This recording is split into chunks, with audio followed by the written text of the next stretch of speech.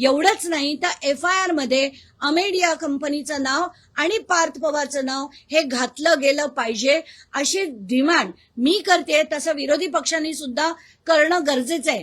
ताकदीने ते करतील की नाही माहित नाही, मी तरी नक्कीच करणार या आहे. अधिवेशनामध्ये अजित पवारांच्या राजीनाम्याची मागणी व्हावी असं वाटतंय का? कारण अधिवेशनात हा मुद्दा उपस्थित होईल.